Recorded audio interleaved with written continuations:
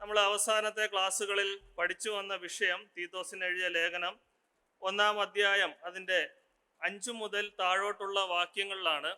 അവിടെ മൂപ്പന്മാരെ കുറിച്ച് പറഞ്ഞിരിക്കുന്ന വേദഭാഗങ്ങളെ അടിസ്ഥാനമാക്കി 1 തീമോഥെയോസ് 3-ാമത്തെ അധ്യായം 1 മുതൽ 7 വരെയുള്ള വാക്യങ്ങൾ രണ്ടും കൂടെ ചേർത്താണ് മൂപ്പന്മാർ സഭയിൽ അവരുടെ യോഗ്യതകൾ, അവർക്കുണ്ടായിരിക്കേണ്ടുന്ന കാര്യങ്ങൾ എന്നിവയെക്കുറിച്ചാണ് നമ്മൾ കഴിഞ്ഞ ക്ലാസ്സിൽ വ്യക്തമായിട്ട് ചിന്തിച്ചു വന്നത്. ഞാൻ തീത്തോസ് എഴുതിയ ലേഖനം 2-ാമത്തെ അധ്യായത്തിലോട്ട് ചില കാര്യങ്ങൾ പഠിപ്പിക്കണമെന്ന് അല്ലെങ്കിൽ പഠിക്കണമെന്ന് വിചാരിച്ച് ദൈവത്തിൽ ആശ്രയിച്ച് മുന്നോട്ട് പോയപ്പോൾ 1 തീമോഥെയോസ് എഴുതിയ ലേഖനത്തിൽ 3-ാമത്തെ അധ്യായത്തിൽ നമ്മൾ മൂപ്പന്മാരെ കുറിച്ച് പറഞ്ഞിരിക്കുന്ന കാര്യങ്ങളെ തുടർന്ന് 8 മുതൽ താഴോട്ടുള്ള വാക്യങ്ങളിൽ ശുശ്രൂഷകന്മാരെ കുറിച്ച് അവിടെ ചില കാര്യങ്ങൾ വ്യക്തമായിട്ട് പറഞ്ഞിട്ടുണ്ട്. അപ്പോൾ ഞാൻ ദൈവത്തോട് പ്രാർത്ഥിച്ച് ചിന്തിച്ചു, മൂപ്പന്മാരോട് കൂടി ചേർന്ന് നിൽക്കുന്ന ഒരു പദമാണല്ലോ ശുശ്രൂഷകന്മാർ. അപ്പോൾ അതുകൂടി എടുത്ത് ആ കാര്യങ്ങളിൽ നിന്ന് ചില കാര്യങ്ങളൂടെ പഠിച്ചതിന് ശേഷം തീത്തോസ് എഴുതിയ ലേഖനത്തിൽ മടങ്ങി വരാമെന്നുള്ള രീതിയിൽ ഞാൻ കഴിഞ്ഞ ദിവസങ്ങളിൽ ഈ 3-ാം അധ്യായം 1 തീമോഥെയോസ് 3-ാമത്തെ അധ്യായം 8 മുതൽ താഴോട്ടുള്ള വാക്യങ്ങൾ വായിക്കുകയും പഠിക്കുകയും വരികയായിരുന്നു. ഇന്ന് നമുക്ക് അല്പസമയത്ത് തിമോഥെയോസിൻ്റെ 1-ാം ലേഖനം 3-ാം അധ്യായം 8 മുതൽ താഴോട്ടുള്ള വാക്യങ്ങളിൽ ആസ്പദമാക്കി ചില കാര്യങ്ങൾ നമുക്ക് ഒരുമിച്ച് ചിന്തിക്കുവാനും പഠിക്കുവാനും ദൈവം ധാരാളമായിട്ട് സഹായിക്കട്ടെ. വിശേഷാൽ ശുശ്രൂഷകന്മാർ എന്നുള്ള ആ ഒരു പദപ്രയോഗത്തെ ആസ്പദമാക്കി ഇന്ന് ചില കാര്യങ്ങൾ സംസാരിക്കുവാനായിട്ട് ആഗ്രഹിക്കുന്നു.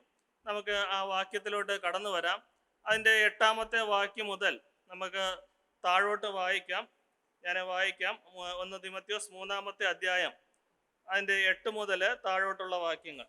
അവണ്ണം ശുശ്രൂഷകന്മാർ ഘനശാലികളായിരിക്കണം, ഇരുവാക്കുകാരും മദ്യപന്മാരും ദുർലാഭമോഹികളും അരുത്. അവർ വിശ്വാസത്തിൻ്റെ മർമ്മം ശുദ്ധ മനസ്സാക്ഷിയിൽ വെച്ച് കൊള്ളുന്നവർ ആയിരിക്കണം. അവരെ ആദ്യം പരീക്ഷിക്കണം. അന്യരായി കണ്ടാൽ അവർ ശുശ്രൂഷ ഏൽക്കട്ടെ. അവണ്ണം സ്ത്രീകളും ഘനശാലികളായി ഏഷണി പറയാതെ നിർമ്മതരും എല്ലാറ്റിലും വിശ്വസ്തന്മാരുമായിരിക്കണം. ശുശ്രൂഷകന്മാർ ഏക ഭാര്യയുള്ള ഭർത്താക്കന്മാരും മക്കളെയും സ്വന്തം കുടുംബങ്ങളെയും നന്നായി ഭരിക്കുന്നവരും ആയിരിക്കണം. നന്നായി ശുശ്രൂഷ ചെയ്തിട്ടുള്ളവർ തങ്ങൾക്ക് നല്ല നിലയും ക്രിസ്തുയേശുവിലുള്ള വിശ്വാസത്തിൽ വളരെ പ്രാഗൽഭ്യവും സമ്പാദിക്കുന്നു. നമുക്ക് ഏവർക്കും സുപരിചിതമായിട്ടുള്ള വാക്യങ്ങളാണ്. നമുക്ക് അത് പ്രത്യേകിച്ച് പഠിക്കുവാനോ ചിന്തിക്കേണ്ടുന്ന ആവശ്യമില്ല. എന്നിരുന്നാലും നമ്മൾ 1-ാമത്തെ വാക്യം മുതൽ 7-ാമത്തെ വാക്യം വരെ മൂപ്പന്മാരെ കുറിച്ച് അവരുടെ യോഗ്യതകളെ കുറിച്ച് പറയുമ്പോൾ അതേ ക്രൈറ്റീരിയ അല്ലെങ്കിൽ അതിൽ പറഞ്ഞിരിക്കുന്ന ഏകദേശ കാര്യങ്ങൾ തന്നെയാണ് ശുശ്രൂഷകന്മാർക്ക് ഉണ്ടായിരിക്കേണ്ടുന്ന യോഗ്യതകളെ കുറിച്ച് ഇവിടെ വളരെ വ്യക്തമായിട്ട് ഇരിക്കുന്നത്. നമുക്ക് ആ യോഗ്യതകളെ കുറിച്ച് നമുക്ക് പിന്നീട് ചിന്തിക്കാവുന്നതാണ്. എന്നാൽ ഒരു പ്രാദേശിക സ്ഥലം സഭയെ സംബന്ധിച്ച് അവിടെ തീർച്ചയായും മൂപ്പന്മാരുണ്ടായിരിക്കും, ശുശ്രൂഷകന്മാർ ഉണ്ടായിരിക്കും. അതിൽ യാതൊരു സംശയമില്ല. നമ്മൾ ഈ 8-ാമത്തെ വാക്യത്തിൽ തുടങ്ങുന്നത് തന്നെ അവിടെ പറയുന്നത് ഔവണ്ണം ശുശ്രൂഷകന്മാർ. നമ്മൾ ഇംഗ്ലീഷിൽ പദപ്രയോഗം നോക്കുമ്പോൾ കുറച്ചുകൂടെ നല്ല വാക്ക് നമുക്ക് അവിടെ കാണുവാൻ സാധിക്കും. Likewise must the deacons must, അതായത് ഉണ്ടായിരിക്കണം, നിർബന്ധമായിട്ടും ഒരു സഭയെ സംബന്ധിച്ച്, ഒരു സ്ഥലം സഭയെ സംബന്ധിച്ച് അവിടെ ശുശ്രൂഷകന്മാർ ഉണ്ടായിരിക്കണം. ഈ മൂപ്പന്മാരെ കുറിച്ച് നമ്മൾ ചിന്തിച്ചപ്പോൾ ഒരു സ്ഥലം സഭയെ സംബന്ധിച്ച് അവിടെ ഏക മൂപ്പ ഭരണമല്ല അവിടെ ഉണ്ടായിരിക്കേണ്ടത്. നമ്മളത് വ്യക്തമായിട്ട് പഠിച്ച കാര്യമാണ്. അവിടെ മൂപ്പന്മാർ ഉണ്ടായിരിക്കണം. അതുപോലെ തന്നെ അതിനോട് ചേർത്ത് പറഞ്ഞിരിക്കുകയാണ് ഔവണ്ണം ശുശ്രൂഷകൻ എന്നല്ല അവിടെ പറഞ്ഞിരിക്കുന്നത്, ശുശ്രൂഷകന്മാർ. ഔവണ്ണം ശുശ്രൂഷകന്മാർ. Likewise must the deacons. അവിടെ നിർബന്ധമായിട്ടും ഒരു സഭയിൽ ശുശ്രൂഷകന്മാർ ഉണ്ടായിരിക്കണം. എൻ്റെ ഓർമ്മയിൽ വന്നതാണ്, ചില വർഷങ്ങൾക്ക് മുമ്പ്, അതായത് എനിക്ക് തോന്നുന്നു ഒരു 20 വർഷമൊക്കെ ആയി കാണും. എൻ്റെ അമ്മയുടെ ഒരു അകന്ന അല്ലെങ്കിൽ റിലേറ്റീവായിട്ടൊരു പിതാവ് ഉണ്ടായിരുന്നു. ഒരു പ്രായം വന്ന ഒരു പിതാവാണ്. അദ്ദേഹം വളരെ ദൂര സ്ഥലത്തു നിന്നാണ് വരുന്നത്. ഇടയ്ക്കിടയ്ക്ക് നമ്മുടെ വീട്ടിൽ വരികയും പ്രാർത്ഥിക്കുകയൊക്കെ ചെയ്യുമായിരുന്നു.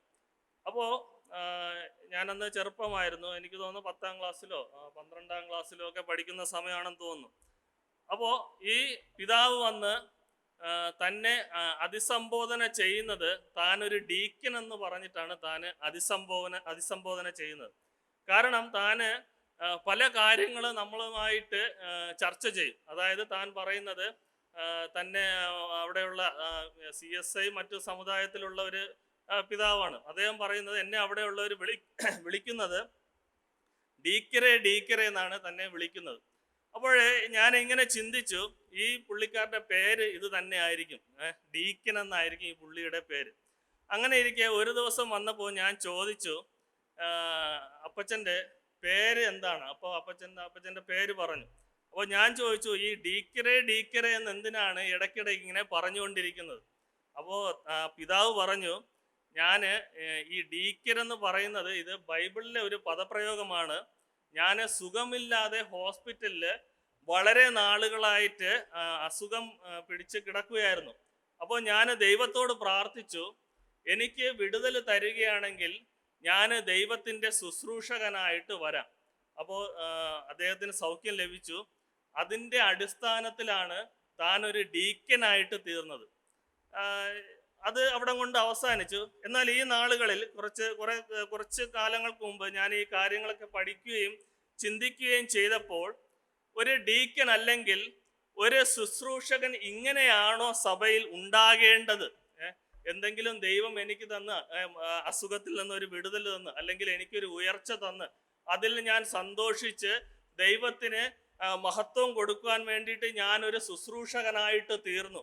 ശരിക്കും അങ്ങനെയാണോ ഒരു സഭയിൽ ഒരു ശുശ്രൂഷകൻ വളർന്നു വരേണ്ടത്? നമുക്ക് വേദപുസ്തകം പഠിച്ചു കഴിഞ്ഞാൽ നമുക്ക് മനസ്സിലാക്കാം, അത് ഒരു അടിസ്ഥാനമേ അല്ല. അങ്ങനെയല്ല ഒരു സഭയിൽ ശുശ്രൂഷകൻ ആയിരിക്കുന്ന, അല്ലെങ്കിൽ വളർന്നു വരേണ്ടത്, അല്ലെങ്കിൽ ആയിത്തീരുന്നത്. നമ്മൾ ഈ ശുശ്രൂഷകൻ എന്നുള്ള പദം നോക്കുമ്പോൾ അതിൻ്റെ ഗ്രീക്ക് പദം എന്ന് പറയുന്നത് നമുക്കറിയാം, ഡയഗനോസ് എന്ന ഗ്രീക്ക് പദത്തിൽ നിന്നാണ് ഈ ശുശ്രൂഷകൻ എന്നുള്ള ഈ പേര് ഉടലെടുത്തതായിട്ട് നമുക്ക് കാണുവാൻ സാധിക്കും. അല്ലെങ്കിൽ മലയാളത്തിൽ കുറച്ചുകൂടെ വ്യക്തമായിട്ട് നമുക്ക് പല അർത്ഥങ്ങളും ഈ ശുശ്രൂഷകൻ എന്നുള്ള പദത്തിൽ കാണുവാൻ സാധിക്കും. മറ്റൊരുവന്റെ കൽപ്പന നടപ്പാക്കുന്നവൻ അല്ലെങ്കിൽ സർവൻ എന്നീ പദങ്ങളൊക്കെ ഈ ശുശ്രൂഷകൻ എന്നുള്ള പദത്തിന് അടിസ്ഥാനമായിട്ട് നമുക്ക് കാണുവാനായിട്ട് സാധിക്കും. നമ്മൾ നേരത്തെ പറഞ്ഞതുപോലെ ഒരു സഭയെ സംബന്ധിച്ച് അവിടെ തീർച്ചയായിട്ടും ശുശ്രൂഷകന്മാർ ഉണ്ടായിരിക്കണം. ശുശ്രൂഷകന്മാർ അല്ലെങ്കിൽ ദൈവം നടത്തുന്ന കാര്യങ്ങൾ അത് ചെയ്യുവാനും അല്ലെങ്കിൽ അതിനെ കൂടുതലായിട്ട് വിചിന്തനം ചെയ്യുവാനുമായിട്ട് ദൈവം സഭയിൽ ശുശ്രൂഷകന്മാരെ ആക്കി വച്ചിട്ടുണ്ട്. നമ്മൾ സഭയെക്കുറിച്ച് ചിന്തിക്കുകയാണെങ്കിൽ ഒരു സ്ഥലം സഭയെ സംബന്ധിച്ച് അവിടെ ഏതൊക്കെ തരത്തിലുള്ള വിശ്വാസികൾ ഉണ്ടായിരിക്കും? നമുക്ക് ഒരു സഭയെ അല്ലെങ്കിൽ ഒരു വേർപാട് സഭ എടുത്തു കഴിഞ്ഞാൽ ഒരു സഭയിൽ ഏതൊക്കെ നിലയിലുള്ള വിശ്വാസികൾ ഉണ്ടായിരിക്കും? പറയാം, ഏതൊക്കെ നിലയിലുള്ള വിശ്വാസികൾ ഉണ്ടായിരിക്കും ഒരു സഭയിൽ? മൂപ്പന്മാർ ഉണ്ടായിരിക്കും, അല്ലേ? ഉണ്ടായിരിക്കും. പിന്നെ സാധാ വിശ്വാസികൾ ഉണ്ടായിരിക്കും, രക്ഷിക്കപ്പെട്ട് സ്നാനപ്പെട്ട് വരുന്ന സാധാ വിശ്വാസികൾ. അവർക്ക് വേറെ റോളൊന്നുമില്ല. ഞായറാഴ്ച കടന്നു വരും, ചൊവ്വാഴ്ച വരും, ഭവനയോഗങ്ങളിൽ കടന്നു വരും, അവർ അറ്റൻഡ് ചെയ്യും, പോകും. സാധാരണ വിശ്വാസികൾ, മൂപ്പന്മാർ, പിന്നെ സാധാ വിശ്വാസികൾ, പിന്നെ ശുശ്രൂഷകന്മാർ, ഇവരൊക്കെ ഒരു സഭയെ സംബന്ധിച്ച് ഇവരെല്ലാം ഉണ്ടായിരിക്കും. എന്നിരുന്നാൽ തന്നെയും ഒരു സഭയെ സംബന്ധിച്ച് ശുശ്രൂഷകന്മാർക്ക് പ്രത്യേകമായിട്ടുള്ള ഒരു സ്ഥാനവും അല്ലെങ്കിൽ ഒരു ഉത്തരവാദിത്വവും ഉള്ളതായിട്ട് നമുക്ക് വേദപുസ്തകം പഠിക്കുമ്പോൾ കാണുവാൻ സാധിക്കും. ഒരു ശുശ്രൂഷകനെ സംബന്ധിച്ച് സഭായോഗങ്ങൾ, നമ്മൾ എബ്രായ ലേഖനത്തിൽ വായിക്കുന്ന പോലെ സഭായോഗങ്ങളെ ഉപേക്ഷയായിട്ട് വിചാരിക്കാതെ, അപ്പോൾ ഒരു ശുശ്രൂഷകനെ സംബന്ധിച്ച് ഞാൻ അതിലോട്ട് പിന്നെ വരുന്നുണ്ട്, സഭായോഗങ്ങളൊക്കെ നിർബന്ധമായിട്ട് സംബന്ധിക്കുന്ന ഒരു വ്യക്തി ആയിരിക്കണം. നമുക്ക് കാണുവാൻ സാധിക്കും ഒരു സാധാ വിശ്വാസി അല്ലെങ്കിൽ ഞായറാഴ്ച വിശ്വാസി. അതെന്താ ഞായറാഴ്ച വിശ്വാസി? എന്താ ഞായറാഴ്ച വിശ്വാസം? ഞായറാഴ്ച ആരാധനയ്ക്ക് മാത്രമേ വരത്തുള്ളൂ. അങ്ങനെ ഉണ്ടോ വിശ്വാസികൾ? ഞായറാഴ്ച വിശ്വാസികൾ? ഞാൻ എന്തെങ്കിലും ആവശ്യം ഉള്ളവരെ കുറിച്ചല്ല ഞാൻ പറയുന്നത്. നമുക്ക് എല്ലാവർക്കും ആവശ്യങ്ങളുണ്ട്. എന്നാൽ ഒരു കാരണവുമില്ലാതെ മടി പിടിച്ച് വീട്ടിൽ ഇരിക്കുന്ന കുറച്ചു പേരൊക്കെ ഉണ്ടല്ലോ. ഒരു കാര്യവുമില്ല, മടി പിടിച്ചിരിക്കുന്നവർ, സഭായോഗങ്ങളെയൊക്കെ ഉപേക്ഷിച്ച് മടി പിടിച്ചിരിക്കുന്ന അങ്ങനെയുള്ള വിശ്വാസികളുണ്ടോ? ഇല്ലേ? ഉണ്ട്. അപ്പോ ഒരു സഭയെ സംബന്ധിച്ച് പല വിധത്തിലുള്ള, നമ്മൾ വചനത്തിൽ വായിക്കുന്നല്ലോ, ശരീരത്തിലെ പല അവയവങ്ങൾ. അപ്പോ ഈ പല അവയവങ്ങൾക്ക് പല പ്രവർത്തികൾ, പല ജോലികൾ, ഉത്തരവാദിത്തങ്ങൾ ഉള്ളതായിട്ട് നമുക്ക് കാണുവാനായിട്ട് സാധിക്കും. നമ്മൾ തുടർന്ന് ഈ ശുശ്രൂഷകന്മാരെ കുറിച്ച് ചിന്തിക്കുമ്പോൾ ഈ പുതിയ നിയമത്തില് നമ്മൾ അപ്പോസ്തല പ്രവൃത്തിയിലോട്ട് വരുമ്പോൾ നമുക്ക് ആ വേദഭാഗം ഒന്ന് വായിക്കാം. അപ്പോസ്തല പ്രവൃത്തികൾ 6-ാമത്തെ അധ്യായത്തിലോട്ട് വരുമ്പോൾ ശുശ്രൂഷകന്മാരുടെ ആരംഭത്തെക്കുറിച്ച് അവിടെ നമുക്ക് കാണുവാനായിട്ട് സാധിക്കും. 6-ാമത്തെ അധ്യായം അതിൻ്റെ 1 മുതലുള്ള വാക്യങ്ങളിൽ അവിടെ കാണുന്നു. ആ കാലത്ത് ശിഷ്യന്മാർ പെരുകി വരുമ്പോൾ തങ്ങളുടെ വിധവമാരെ ദിനം പ്രതിയുള്ള ശുശ്രൂഷയിൽ ഉപേക്ഷയായി വിചാരിച്ച് എന്ന് യവന ഭാഷക്കാർ എബ്രായ ഭാഷക്കാരുടെ നേരെ പിറുപിറുത്തു. പന്തിരുവർ ശിഷ്യന്മാരുടെ കൂട്ടത്തെ വിളിച്ചു വരുത്തി, ഞങ്ങൾ ദൈവവചനം ഉപേക്ഷിച്ചു മേശകളിൽ ശുശ്രൂഷ ചെയ്യുന്നത് യോഗ്യമല്ല. ആകയാൽ സഹോദരന്മാരെ, ആത്മാവും ജ്ഞാനവും നിറഞ്ഞ് നല്ല സാക്ഷ്യമുള്ള 7 പുരുഷന്മാരെ നിങ്ങളിൽ തന്നെ തിരഞ്ഞുകൊള്ളുവിൻ. അവരെ ഈ വേലയ്ക്ക് ആക്കാം. ഞങ്ങളോ പ്രാർത്ഥനയിലും വചന ശുശ്രൂഷയിലും ഉറ്റിരിക്കുമെന്ന് പറഞ്ഞു. അപ്പോൾ ഒരു സഭയെ സംബന്ധിച്ച് അവിടെ, ഇത് അപ്പോസ്തലന്മാരുടെ കാലത്ത് നടന്ന കാര്യങ്ങളാണല്ലോ ഇവിടെ എഴുതിയിരിക്കുന്നത്. അവിടെ ശുശ്രൂഷകന്മാരെ കുറിച്ച് അവിടെ ഒരു പ്രത്യേക വേർതിരിവായിട്ട് അവിടെ കാണുവാനായിട്ട് സാധിക്കും. അവരെ മേശയിലെ ശുശ്രൂഷയിലേക്ക് ആക്കിയ വിധങ്ങളെ കുറിച്ച് അവിടെ കാണുവാൻ സാധിക്കും. ഞാൻ ഈ മേശയുടെ ശുശ്രൂഷ എന്ന് പറയുന്നത് കത്രിമേശ എടുക്കുന്ന കാര്യമല്ല അവിടെ എഴുതിയിരിക്കുന്നത്. അത് ആ മേശയിലെ ശുശ്രൂഷയെക്കുറിച്ച് നമ്മൾ പിന്നാലെ ചിന്തിക്കുന്നതാണ്. അപ്പോൾ ഞാൻ പറഞ്ഞത്, ഒരു സഭയെ സംബന്ധിച്ച് അവിടെ മൂപ്പന്മാരുണ്ടായിരിക്കും, നിർബന്ധമായിട്ടും അവിടെ ശുശ്രൂഷകന്മാർ ഉണ്ടായിരിക്കും. ഈ മൂപ്പന്മാർക്കും ശുശ്രൂഷകന്മാർക്കും ഇത് രണ്ടും 2 കാറ്റഗറിയാണ്. എന്ന് പറഞ്ഞാൽ മൂപ്പന്മാർ അല്ലെങ്കിൽ സഭയുടെ ഓവർസൈറ്റിനെ ഒന്ന് അവർക്ക് വേണ്ടി ഒരു സപ്പോർട്ട് കൊടുക്കുക, അല്ലെങ്കിൽ അവരെ ഒന്ന് സഹായിക്കുക എന്നീ നിലകളിലൊക്കെ ഈ ശുശ്രൂഷകന്മാർ സഭയിൽ ആയിരിക്കുന്നതായിട്ട് നമുക്ക് പഠിക്കുമ്പോൾ നമുക്ക് കാണുവാൻ സാധിക്കും. എന്നിരുന്നാൽ തന്നെയും ഈ മൂപ്പന്മാർ ശുശ്രൂഷകന്മാർ എന്ന ഈ വിഭാഗം അല്ലെങ്കിൽ ഈ കാറ്റഗറി, അത് രണ്ടും 2 വിഭാഗങ്ങളാണെന്ന് നമുക്ക് പുതിയ നിയമത്തിൽ പല വേദഭാഗങ്ങളിലും പഠിച്ചു കഴിഞ്ഞാൽ നമുക്ക് മനസ്സിലാകുവാനായിട്ട് സാധിക്കും. നമ്മൾ ഫിലിപ്പിയർക്ക് എഴുതിയ ലേഖനം 1-ാം അധ്യായം അതിൻ്റെ 1-ാമത്തെ വാക്യത്തിലോട്ട് വരുമ്പോൾ അവിടെ വായിക്കുന്നു, ക്രിസ്തു യേശുവിൻ്റെ ദാസന്മാരായ പൗലോസും തിമത്തിയോസും ഫിലിപ്പിയിൽ ക്രിസ്തു യേശുവിലുള്ള സകല വിശുദ്ധന്മാരും അധ്യക്ഷന്മാരും ശുശ്രൂഷകന്മാർക്കും കൂടി എഴുതുന്നത്. അപ്പോൾ അവിടെ വളരെ വ്യക്തമായിട്ട് അവിടെ എഴുതിയിട്ടുണ്ട്. അവിടെ അധ്യക്ഷന്മാരെ കുറിച്ച് പറഞ്ഞിട്ടുണ്ട്, മൂപ്പന്മാരെ കുറിച്ച് പറഞ്ഞിട്ടുണ്ട്. കൂടാതെ തന്നെ പ്രത്യേകിച്ച് അവിടെ ശുശ്രൂഷകന്മാരെ കുറിച്ചും വളരെ വ്യക്തമായിട്ട് പറഞ്ഞിട്ടുണ്ട്. കൂടാതെ തന്നെ റോമർക്കെഴുതിയ ലേഖനം 12-ാം അധ്യായം അതിൻ്റെ 7-ാമത്തെ വാക്യത്തിലും അവിടെയും ശുശ്രൂഷയെക്കുറിച്ച് പറഞ്ഞിട്ടുണ്ട്. ശുശ്രൂഷയെങ്കിൽ ശുശ്രൂഷയിൽ എന്നൊരു പദപ്രയോഗം അവിടെ കാണുവാനായിട്ട് സാധിക്കും. എന്നാൽ പലപ്പോഴും നമ്മുടെ സഭയെ സംബന്ധിച്ച് പലപ്പോഴും നമ്മുടെ കാഴ്ചപ്പാടുകൾ മാറി മാറി വരാറുണ്ട്. എന്താണ് നമ്മുടെ കാഴ്ചപ്പാട്? എന്തെങ്കിലും ശുശ്രൂഷകൾ നമ്മൾ അല്ലെങ്കിൽ സഹോദരന്മാർ ചെയ്തു കഴിഞ്ഞാൽ, സഹോദരന്മാരുടെ ശുശ്രൂഷ അത് പിന്നാലെ വരുന്നുണ്ട്. സഹോദരന്മാരുടെ ശുശ്രൂഷയോടുള്ള ബന്ധത്തിൽ എന്തെങ്കിലും ശുശ്രൂഷകൾ അല്ലെങ്കിൽ എന്തെങ്കിലും സഭയുടെ ആവശ്യങ്ങൾ നമ്മൾ അത് ചെയ്തു കഴിഞ്ഞാൽ പലപ്പോഴും നമ്മൾ വേറൊരു കാഴ്ചപ്പാടിൽ കാണാറുണ്ട്. എന്താണ്? അവൻ അല്ലെങ്കിൽ ആ വ്യക്തി, ആ സഹോദരൻ മൂപ്പന്റെ ഉത്തരവാദിത്തം ഏറ്റെടുത്ത് ചെയ്തിരിക്കുകയാണ്. അത് നമ്മുടെ ഒരു കാഴ്ചപ്പാട്, നമ്മളെ വചനത്തിലുള്ള ആ ഒരു തെറ്റിദ്ധാരണ കൊണ്ടാണ് നമ്മൾ അങ്ങനെ പറയുന്നത്. മൂപ്പൻ്റെതായിട്ടുള്ള ഉത്തരവാദിത്തങ്ങൾ ഉണ്ട്, എന്നാൽ ഒരു ശുശ്രൂഷകൻ്റെതായിട്ടുള്ള ഉത്തരവാദിത്തങ്ങൾ ഉണ്ട്. അതിൽ യാതൊരു സംശയമില്ല. നമ്മൾ പലപ്പോഴും ഈ സഭായോഗങ്ങളിലൊക്കെ ഇരിക്കുമ്പോൾ നമ്മുടെ ഇരിപ്പിടങ്ങളിലൊക്കെ മൂപ്പന്മാർക്ക് പ്രത്യേകം ഒരു വിഭാഗം കസേരകളൊക്കെ നമ്മൾ ഒരുക്കി അവർക്ക് വേണ്ടി ഒരു പ്രത്യേക ഇരിപ്പിടം അങ്ങനെ ആകാവൂ എന്നൊക്കെ നമ്മൾ പലപ്പോഴും ചിന്തിക്കാറുണ്ട്. അതിൻ്റെ പുറകെ പ്രായം അല്ലെങ്കിൽ പ്രായം കൂടിയ മറ്റ് സഹോദരന്മാർ സഹോദരിമാർ ഇങ്ങനെ ഏജ് അനുസരിച്ച് അല്ലെങ്കിൽ പക്വതയും ജ്ഞാനവും ഒക്കെ അറിവ് അങ്ങനെയൊക്കെ ഉള്ളവരനുസരിച്ച് ഒരു ഓർഡറിൽ പുറകെ ഇരിക്കണമെന്നുള്ള ഒരു തെറ്റിദ്ധാരണയൊക്കെ പലപ്പോഴും നമ്മുടെ മനസ്സിൽ വരാറുണ്ട്. എന്നാൽ അവരെ സംബന്ധിച്ച് ഒരു പ്രത്യേകമായിട്ടുള്ള ഒരു ഇരിപ്പിടമോ അല്ലെങ്കിൽ അവർക്ക് വേണ്ടിയിട്ട് പ്രത്യേക സ്ഥാനമോ അങ്ങനെയൊന്നും ഒരു സഭയെ സംബന്ധിച്ച് ദൈവവചനം പഠിപ്പിക്കുന്നില്ല.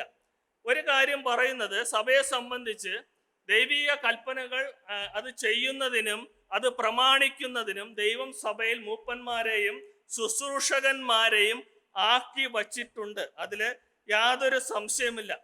പലപ്പോഴും ഈ ദൈവിക ശുശ്രൂഷയിൽ മുന്നോട്ട് വരാനായിട്ട് നമ്മൾ പലപ്പോഴും മടി കാണിക്കാറുണ്ട്, ഇല്ലേ? ദൈവിക ശുശ്രൂഷയിൽ മുന്നോട്ട് വരാനായിട്ട് നമ്മൾ പലപ്പോഴും മടിയുള്ളവരായിട്ട് തീരാറുണ്ട്. അല്ലെങ്കിൽ ഒരു സഭയെ സംബന്ധിച്ച് എന്തെങ്കിലും ഒരു ഉത്തരവാദിത്വം ഒരു സഹോദരൻ സഹോദരി ചെയ്യുകയാണെങ്കിൽ അതിനെ ഒന്ന് സപ്പോർട്ട് ചെയ്യുവാനോ അതിലെ ഒന്ന് പിന്താങ്ങുവാനോ നമ്മൾ പലപ്പോഴും ശ്രമിക്കാറില്ല. നമ്മൾ എന്താ ചിന്തിക്കുന്നത്? അദ്ദേഹം ചെയ്യല്ലേ, അങ്ങ് ചെയ്തോട്ടെ, അപ്പോൾ ചെയ്തുകൊണ്ടിരിക്കുന്നവൻ തന്നെ ചെയ്തുകൊണ്ടിരിക്കട്ടെ എന്നുള്ളൊരു മനോഭാവമൊക്കെ നമ്മുടെ മനസ്സിൽ വരാറുണ്ട്. അല്ലെങ്കിൽ മുന്നോട്ട് ഇരിക്കുന്നവർ അവർ മാത്രം ചെയ്യട്ടെ, അല്ലെങ്കിൽ ആരാധനയിൽ പ്രബോധനം പറയുന്നവർ വചനം ശുശ്രൂഷിക്കുക അവർ തന്നെ ചെയ്തോട്ടെ, നമ്മൾ വെറും കാഴ്ചക്കാരായിട്ട് ഇരുന്നിട്ട് പോകാം. ഇങ്ങനെയുള്ള ചിന്തകളൊക്കെ നമ്മുടെ മനസ്സിൽ ഭരിക്കാറുണ്ട്. എന്നാൽ പലപ്പോഴും എന്നാൽ വേദപുസ്തകത്തിൽ ദൈവം ആഗ്രഹിക്കുന്നത് എല്ലാവരും ദൈവത്തിൻ്റെ ശുശ്രൂഷകന്മാരായി ദൈവവേല ചെയ്യുന്നവരായിട്ട് സഭയിൽ ആയിരിക്കണം എന്നുള്ളതാണ് ദൈവത്തിൻ്റെ ഇഷ്ടം. ഞാൻ പലപ്പോഴും ഇവിടെ പറഞ്ഞിട്ടുണ്ടോ എന്നറിയില്ല, ഒരു ഉദാഹരണം പറയും. ഞാൻ ഇങ്ങനെ പറഞ്ഞിട്ടുണ്ട്, ഓർമ്മ ശരിയാണെങ്കിൽ ഞാൻ പറഞ്ഞിട്ടുണ്ടെന്ന് തോന്നുന്നു. ഈ പല ശുശ്രൂഷകളിൽ അല്ലെങ്കിൽ ഒരു സഭയെ സംബന്ധിച്ച് പലപ്പോഴും മുന്നോട്ട് കടന്നു വരുവാനോ അല്ലെങ്കിൽ മുന്നോട്ട് ഇരിക്കുവാനോ നമ്മൾ പലപ്പോഴും തയ്യാറാകുന്നില്ല. പലപ്പോഴും നമ്മൾ പുറകിലെ സ്ഥാനങ്ങളിലൊക്കെ പുറകോട്ട് നിന്ന് കാര്യങ്ങൾ ചെയ്യുവാനും പുറകോട്ട് ഇരിക്കുവാനൊക്കെയാണ് നമ്മൾ ശ്രമിക്കുന്നത്. ഞാൻ ബൈക്കിലാണ് യാത്ര ചെയ്യുന്നത്. അപ്പോൾ ഈ റോഡിലൂടെ യാത്ര ചെയ്യുമ്പോൾ ട്രാഫിക് സിഗ്നൽ വരും. ട്രാഫിക് സിഗ്നൽ റെഡ് സിഗ്നൽ വരുമ്പോൾ നമ്മൾ എന്ത് ചെയ്യും? കൂടുതലും ടൂ വീലർ ഓട്ടിക്കുന്നവർ ശ്രദ്ധിക്കുമ്പോൾ നമ്മൾ അവിടെ നിർത്തും. അപ്പോൾ ഞാൻ അവിടെ ഈ റോഡിലൊരു വര ഇട്ടിട്ടുണ്ട്. അതായത് സിഗ്നൽ വന്നു കഴിഞ്ഞാൽ ഈ വരയ്ക്ക് അപ്പുറം കടക്കുവാനായിട്ട് പാടില്ല. അവിടെ നമുക്ക് പച്ച സിഗ്നൽ തന്നു കഴിഞ്ഞാൽ ഈ വര കഴിഞ്ഞ് നമ്മൾ അപ്പുറത്തോട്ട് പോകാവും. അപ്പോൾ ഇപ്പോൾ ഞാൻ പല പ്രാവശ്യവും ഈ വരയുടെ ഒന്ന് അതിൻ്റെ മുന്നിൽ അല്ലെങ്കിൽ വരയുടെ പുറത്തൊന്ന് ടൂ വീലർ നിർത്തിക്കഴിഞ്ഞാൽ ഞാൻ ഇങ്ങനെ ചിന്ത, അയ്യോ ക്യാമറയുണ്ട്, അല്ലെങ്കിൽ അപ്പുറത്ത് പോലീസുകാരനുണ്ട്, എന്തെങ്കിലും എനിക്ക് ഫൈൻ വരും എന്നുള്ള ഒരു ആവലാതി എൻ്റെ മനസ്സിൽ ഇങ്ങനെ വരാറുണ്ട്. അപ്പോൾ ഒരു 2-3 സെക്കൻഡ് കഴിയുമ്പോൾ വേറൊരു ബൈക്കർ എൻ്റെ ഫ്രണ്ടിൽ കൊണ്ടങ്ങ് നിർത്തും. അപ്പോൾ എൻ്റെ ടെൻഷനൊക്കെ മാറും. ആ പുള്ളി കൊണ്ട് നിർത്തിയല്ലോ. കുറച്ച് കഴിയുമ്പോൾ അതിൻ്റെയും ഫ്രണ്ടിൽ വേറൊരു പുള്ളി കൊണ്ട് നിർത്തും. ഇങ്ങനെ ആര് ഫ്രണ്ടിൽ നിൽക്കുന്നോ അതിൻ്റെ ഏറ്റവും ഫ്രണ്ടിൽ നിൽക്കാനായിരിക്കും അടുത്ത വരുന്ന ആള് ആഗ്രഹിക്കുന്നത്. അപ്പോഴത്തേക്കും സിഗ്നൽ വരും, വണ്ടി പോകും. ഒരു സഭയെ സംബന്ധിച്ച് നമ്മൾ നമ്മുടെ ഇരിപ്പിടങ്ങളെ നോക്കുമ്പോൾ ഇങ്ങനെ ഒരു മത്സര മനോഭാവം നമുക്ക് വരാറുണ്ടോ? ഈ സിഗ്നൽ കിടക്കുമ്പോൾ നമ്മൾ ഫ്രണ്ടിൽ അങ്ങ് പോകും. റെഡ് സിഗ്നൽ കിടക്കുമ്പോൾ ഇവിടെ പച്ച സിഗ്നൽ കിടന്നാലും നമ്മൾ ഫ്രണ്ടിലോട്ട് വരും, അതെ പുറകിലോട്ട് പോകും. കസേരകൾ നമ്മൾ ഒഴിഞ്ഞു കിടന്നാലും പുറകിൽ നിന്ന് കസേര എടുത്തുകൊണ്ടുവന്ന് അവിടെ ഇരുന്ന് അടുത്ത് വരുന്ന ആൾ അതിൻ്റെ പുറകെ. ഭാഗ്യത്തിന് നമുക്ക് അവിടെ ഒരു മതിലുള്ളത് കൊണ്ട് രക്ഷപ്പെട്ടു, അല്ലെങ്കിൽ അതിൻ്റെ അപ്പുറവും കടന്ന് പോകുമായിരുന്നു. അപ്പോൾ ഞാൻ പറഞ്ഞത്, പലപ്പോഴും ദൈവിക ശുശ്രൂഷകൾ ചെയ്യുവാനായിട്ട് ആരും മുന്നോട്ട് കടന്നു വരാറില്ല. ഉത്തരവാദിത്തങ്ങൾ അവർ തന്നെ ഏറ്റെടുത്തോട്ടെ, ഇത് അവർക്ക് വേണ്ടിയിട്ട് മാത്രമുള്ളവരാണ്, അവരെ ദൈവം പ്രത്യേകമായിട്ട് നിയോഗിച്ചിട്ടുള്ളവരാണ്, ഇത് അവർ മാത്രം ചെയ്താലേ ശരിയാകുകയുള്ളൂ എന്നുള്ള മനോഭാവമൊക്കെ നമ്മുടെ മനസ്സിൽ വരാറുണ്ട്. എന്നാൽ ഈ ശുശ്രൂഷകന്മാരെ കുറിച്ച് നമ്മൾ പഠിക്കുമ്പോൾ ആരാണ് ശുശ്രൂഷകന്മാർ എന്നുള്ളത് നമ്മളൊന്ന് മനസ്സിലാക്കി, നമുക്ക് എല്ലാവർക്കും അറിയാവുന്നതാണ്. എന്നാൽ അതൊന്ന് ഒന്നുകൂടെ വ്യക്തമായിട്ട് നമ്മൾ മനസ്സിലാക്കേണ്ടുന്നത് ആവശ്യമാണ്. നമ്മൾ യഹൂദ പാരമ്പര്യത്തിൽ നോക്കുകയാണെങ്കിൽ, യഹൂദ പാരമ്പര്യത്തിൽ നിന്നാണ് ഈ ശുശ്രൂഷകൻ എന്ന ഒരു പദം വരുന്നത്. അതായത് ഈ യഹൂദന്മാരുടെ സിനഗോഗുകളിൽ അവിടെയുള്ള മൂപ്പന്മാരെ സഹായിക്കുക, അല്ലെങ്കിൽ അവിടെയുള്ള ആലയത്തിലെ വാതിലുകൾ തുറക്കുക, അടക്കുക, അല്ലെങ്കിൽ അവിടെയുള്ള ലിഖിതങ്ങൾ കൊണ്ട് കൊടുക്കുക എന്നീ നിലയിലുള്ള ഉത്തരവാദിത്തങ്ങളാണ് അന്ന് ശുശ്രൂഷകന്മാർ ചെയ്തിരുന്നത്. എന്നാൽ പുതിയ നിയമത്തിൽ നമ്മൾ വരുമ്പോൾ നമ്മൾ നേരത്തെ ചിന്തിച്ചതുപോലെ സഭയിലായിരിക്കുന്ന മൂപ്പന്മാരെ അല്ലെങ്കിൽ സഭയുടെ ഓവർസൈറ്റിനെ അവരോടൊപ്പം ചേർന്ന് നിന്ന് അവരെ സഭയെ പരിപാലിക്കുന്നതിന് വേണ്ടിയിട്ട് അവരെ സഹായിക്കുന്നവരാണ് ശുശ്രൂഷകന്മാർ. അവരെ സഹായിക്കുന്നവർ. ഒരിക്കലും ശുശ്രൂഷകന്മാർ മൂപ്പന്മാർ അല്ല. അത് നിങ്ങൾ പ്രത്യേകം ഓർക്കുകയും ചിന്തിക്കുകയും ചെയ്യേണ്ടുന്ന ഒരു കാര്യമാണ്. മൂപ്പന്മാരെ സഹായിക്കുകയും അവർക്ക് വേണ്ടുന്ന ഹെൽപ്പുകളും എല്ലാം ചെയ്തു കൊടുക്കുന്നവരാണ് നമ്മൾ പുതിയ നിയമത്തിൽ പഠിക്കുമ്പോൾ ശുശ്രൂഷകന്മാർ എന്നുള്ള പദത്തിന് അവിടെ അർത്ഥമാക്കുന്നതായിട്ട് നമുക്ക് കാണുവാനായിട്ട് സാധിക്കും. എന്നാൽ നമ്മൾ കൂടുതലായിട്ട് ഒരു സഭയിലെ ശുശ്രൂഷകനെ സംബന്ധിച്ച് ഏതൊക്കെ രീതിയിൽ ഒരു സഭയുടെ ഓവർസൈറ്റിനെ ശുശ്രൂഷകന്മാർക്ക് സഹായിക്കുവാനായിട്ട് സാധിക്കും, അല്ലെങ്കിൽ ഒരു സഭയിലെ മൂപ്പന്മാര് സഭയെ പരിപാലിക്കുമ്പോൾ ഏതൊക്കെ നിലയിൽ ഒരു ശുശ്രൂഷകന് അവരെ സഹായിക്കുവാനായിട്ട് സാധിക്കും, അത് നമ്മൾ പ്രത്യേകം അത് ചിന്തിക്കുകയും ചെയ്തിരിക്കേണ്ടുന്ന ഒരു കാര്യമാണ്. നമ്മൾ ആദ്യം നേരത്തെ വായിച്ചത് അപ്പോസ്തല പ്രവൃത്തി 6-ാം അധ്യായം 1 മുതൽ 6 വരെയുള്ള വാക്യങ്ങളിൽ അവിടെ പറഞ്ഞിരിക്കുന്ന അപ്പോസ്തലന്മാരുടെ ആ കാര്യങ്ങളെക്കുറിച്ച് അവിടെ പറയുമ്പോൾ അവര് പ്രാർത്ഥനയിലും വചന ശുശ്രൂഷയിലും ഉറ്റിരിക്കുമെന്നുള്ള പദപ്രയോഗം പറയുന്നതോടൊപ്പം തന്നെ ശുശ്രൂഷകന്മാർ അവര് മേശയിലെ ശുശ്രൂഷകന്മാർ ആക്കി വച്ച കാര്യം നമ്മൾ അത് വായിച്ച കാര്യമാണ്. അപ്പോൾ ഈ മേശയിലെ ശുശ്രൂഷ എന്ന് പറയുന്നത് ഞാൻ നേരത്തെ ഓർപ്പിച്ചതുപോലെ കത്രിമേശ എടുത്ത് കൊടുക്കുന്നതോ അങ്ങനെയുള്ള കാര്യമല്ല അവിടെ മേശയുടെ ശുശ്രൂഷ എന്ന് അവിടെ ഉദ്ദേശിക്കുന്നത്. ഒരു സഭയെ സംബന്ധിച്ച് പലവിധമായിട്ടുള്ള ഉത്തരവാദിത്തങ്ങൾ നിറവേറ്റപ്പെടേണ്ടതായിട്ട് ഉണ്ട് ഒരു ശുശ്രൂഷകനെ സംബന്ധിച്ച്. ഉദാഹരണത്തില് ഒരു സഭയെ സംബന്ധിച്ച് സാമ്പത്തിക കാര്യങ്ങളും മറ്റും കൈകാര്യം ചെയ്യുക എന്നുള്ളത് അത് ഒരു ശുശ്രൂഷകന്റെ ഒരു ഉത്തരവാദിത്വം അല്ലെങ്കിൽ കടമയാണ്. അല്ലെങ്കിൽ അത് ഒരു മൂപ്പൻ ചെയ്തേ പറ്റൂ എന്നുള്ള ഒരു നിബന്ധന നമുക്ക് വാശി പിടിക്കുവാനായിട്ട് സാധിക്കത്തില്ല. ഒരു ശുശ്രൂഷകൻ ചെയ്തിരിക്കേണ്ടുന്ന കാര്യമാണ് സഭയിലെ സാമ്പത്തിക കാര്യങ്ങളും മറ്റും അത് അറിയുകയും അത് അവരെ ഓവർസൈറ്റിനെ സഹായിക്കുകയും ചെയ്യുക എന്നുള്ളത് ഒരു ശുശ്രൂഷകന്റെ ഒരു ഉത്തരവാദിത്തമാണ്. കൂടാതെ തന്നെ സഭയിലെ ധനശേഖരം ശേഖരിക്കുക, അതായത് എന്തെങ്കിലും സഭയുടെ ആവശ്യങ്ങൾക്ക് വരുമ്പോൾ കളക്ഷൻ എടുക്കുക, അത് ചെലവഴിക്കുക, അങ്ങനെയുള്ള ഉത്തരവാദിത്വങ്ങളൊക്കെ ഏൽപ്പിച്ചിരിക്കുന്നത് ഒരു സഭയിലെ ശുശ്രൂഷകനെയാണ്. കൂടാതെ തന്നെ സാമ്പത്തികമായിട്ടുള്ള മറ്റ് ബന്ധത്തില് ബാങ്ക് ഇടപാടുകൾ നടത്തുക, ദരിദ്രരായവരെ സഹായിക്കുക, അല്ലെങ്കിൽ ഉദാഹരണത്തിന് സഭയുടെ ഇലക്ട്രിസിറ്റി അതിൻ്റെ പൈസ കരമടയ്ക്കുക, അല്ലെങ്കിൽ വെള്ളത്തിൻ്റെ കരമടയ്ക്കുക, ഇതൊക്കെ ഒരു സഭയിലെ ശുശ്രൂഷകൻ ചെയ്തിരിക്കേണ്ടുന്ന ഒരു കാര്യമാണ്. അല്ലെങ്കിൽ നമുക്ക് സഭായോഗങ്ങളൊക്കെ ഉണ്ടല്ലോ, സഭായോഗങ്ങളിൽ വന്ന് സഭയുടെ ജനലുകളും വാതിലുകളും ഒക്കെ തുറന്നെടുക്കുക, മറ്റ് സീറ്റും കാര്യങ്ങളൊക്കെ ക്രമീകരിക്കുക, ഇതൊക്കെ ഒരു ശുശ്രൂഷകനെ സംബന്ധിച്ച് ആ വ്യക്തി ചെയ്തിരിക്കേണ്ടുന്ന ഒരു ഉത്തരവാദിത്തമാണ്. നമ്മൾ പലപ്പോഴും ചിന്തിക്കും അത് മൂപ്പന്മാരുണ്ടല്ലോ സഭയില്, എന്താ ജനലും വാതിലുകളൊക്കെ തുറക്കാനും, അവർ തുറന്നാലേ കുറ്റി വീഴത്തുള്ളൂ, അല്ലെങ്കിൽ അവരിട്ടാലേ കുറ്റി വീഴത്തുള്ളൂ, ഇങ്ങനെയുള്ള പല ചിന്താഗതികളും നമുക്കുണ്ട്. ഇങ്ങനെയുള്ള ഉത്തരവാദിത്വങ്ങളൊക്കെ സഭയിൽ ചെയ്തിരിക്കേണ്ടുന്നത് ഒരു ശുശ്രൂഷകനെ സംബന്ധിച്ച് അവൻ ചെയ്തിരിക്കേണ്ടുന്ന ഒരു കാര്യമാണ്. സഭയിൽ ഒരു ബലഹീനമായിട്ടുള്ളവരെ സഹായിക്കുക, അല്ലെങ്കിൽ അവരുടെ ആവശ്യങ്ങൾ അറിഞ്ഞ് അവർക്ക് വേണ്ടുന്നത് അവർക്ക് ചെയ്തു കൊടുക്കുക, സഭയിൽ നടക്കുന്ന പ്രാർത്ഥനാ യോഗങ്ങൾ അത് നയിക്കുക, എന്തെങ്കിലും വിഷമത്തിൽ ഇരിക്കുന്നവരെ പോയി കാണുക, ആശ്വാസ വചനങ്ങൾ പറഞ്ഞു കൊടുക്കുക, ഇതൊക്കെ ഒരു ശുശ്രൂഷകൻ ചെയ്തിരിക്കേണ്ടുന്ന ഒരു കടമകളാണ്.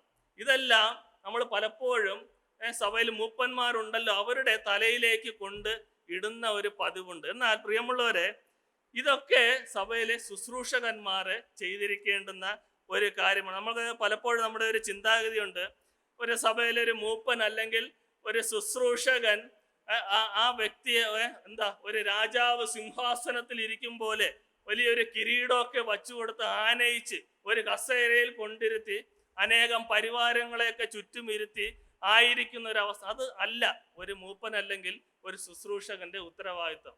അനേക ഉത്തരവാദിത്തങ്ങളും അനേക കാര്യങ്ങളും ഒരു സഭയെ സംബന്ധിച്ച് മൂപ്പന്മാർക്കും ശുശ്രൂഷകന്മാർക്കും ഉണ്ടായിരിക്കും. അത് പ്രത്യേകം നാം ഓർത്തിരിക്കേണ്ടുന്ന ഒരു കാര്യമാണ്. ഇതിനോടനുബന്ധിച്ച ഒരു കാര്യം, ഈ സഭയിലെ ധനശേഖരം ശേഖരിക്കുക എന്നതിനോടുള്ള ബന്ധത്തിൽ നമ്മുടെ ഈ സ്തോത്ര കാഴ്ച അത് എങ്ങനെയാ വന്നത്? സഭയിൽ സ്തോത്ര കാഴ്ച നമ്മൾ ഞായറാഴ്ച ഈ വിഷയത്തിൽ നിന്ന് കുറച്ച് മാറിയൊരു കാര്യമാണ്, എന്നാലും ഞാൻ ചിന്തയിൽ വന്ന് പറയുകയാണ്. ഈ നമ്മൾ ഞായറാഴ്ച ആരാധന യോഗങ്ങളിൽ സ്തോത്ര കാഴ്ച എടുക്കാറുണ്ട്. ഇതെങ്ങനെയാ സ്തോത്ര കാഴ്ച നമ്മുടെ സഭയിൽ വന്നത്? നമ്മൾ എല്ലാവരും സ്തോത്ര കാഴ്ച ഇടുന്നവരാണല്ലേ. സ്തോത്ര കാഴ്ച പാസ് ചെയ്ത് വരുമ്പോൾ നമ്മളെല്ലാവരും സ്തോത്ര കാഴ്ച ഇടുന്നു. ഇതെങ്ങനെയാ സ്തോത്ര കാഴ്ച വന്നത്? എങ്ങനെയാ വന്നത്? പറയാം, എല്ലാവർക്കും പറയാം. സ്തോത്ര കാഴ്ച എങ്ങനെയാ വന്നത് സഭയിൽ? കൊരിന്ത്യർക്ക് എഴുതിയ 1-ാം ലേഖനം 16-ാം അധ്യായം അതിൻ്റെ 1-2 വാക്യങ്ങൾ ഒന്ന് വായിക്കാം നമുക്ക്.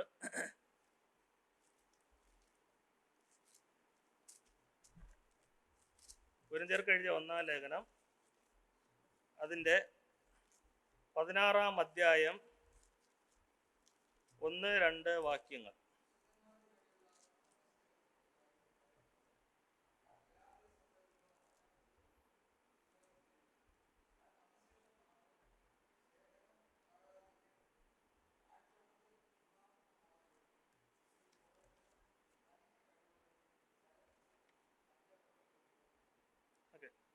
ഒന്നുകൂടെ വായിക്കാം. വിശുദ്ധന്മാർക്ക് വേണ്ടിയുള്ള ധർമ്മശേഖരത്തിന്റെ കാര്യത്തിലോ ഞാൻ ഗലാത്യ സഭകളോട് ആജ്ഞാപിച്ചതുപോലെ നിങ്ങളും ചെയ്യുവിൻ. ഞാൻ വന്ന ശേഷം മാത്രം ശേഖരം ഉണ്ടാകാതിരിക്കേണ്ടതിന് ആഴ്ചവട്ടത്തിൽ 1-ാം നാൾ തോറും നിങ്ങളിൽ ഓരോരുത്തൻ തനിക്ക് കഴിവുള്ളത് ചരതിച്ചു തൻ്റെ പക്കൽ വച്ചുകൊള്ളണം. അപ്പോൾ ആഴ്ചവട്ടത്തിൻ്റെ, അത് ഞായറാഴ്ച വെള്ളിയാഴ്ച ദിവസവും ആയിക്കോട്ടെ. അപ്പോൾ ആഴ്ചവട്ടത്തിൻ്റെ 1-ാം ദിവസം നമ്മൾ നമ്മുടെ പക്കലുള്ള ധനശേഖരണം അത് നമ്മൾ ചതരിച്ച് വയ്ക്കണമെന്നാണ് ഇവിടെ വേദപുസ്തകത്തിൽ വളരെ വ്യക്തമായിട്ട് പറഞ്ഞിരിക്കുന്നത്. അപ്പോൾ ആ നിലയിൽ തന്നെ ആയിരിക്കണം നമ്മുടെ ഞായറാഴ്ച യോഗത്തിൽ ഈ സ്തോത്ര കാഴ്ച വന്നത്.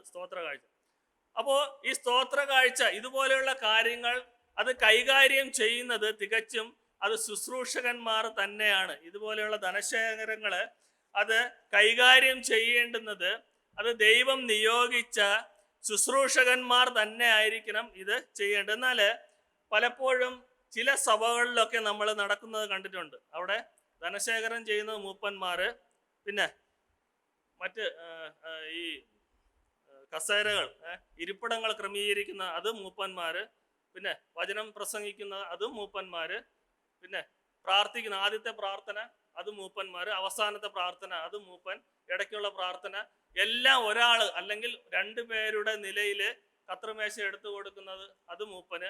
എല്ലാം മൂപ്പന്മാരുടെ ആ ഒരു നിലയിൽ തന്നെ ഒതുങ്ങി നിൽക്കുന്നതായിട്ട് നമുക്ക് കാണുവാനായിട്ട് സാധിക്കും. ഭക്ഷണം കൊടുക്കുന്ന കാര്യത്തിൽ നമുക്കും ഇവിടെ ഭക്ഷണമൊക്കെ ചില ദിവസങ്ങളിലൊക്കെ ഉണ്ടല്ലോ, അതും എടുത്തു കൊടുക്കുന്നത് ഈ മൂപ്പൻ തന്നെ ആയിരിക്കും.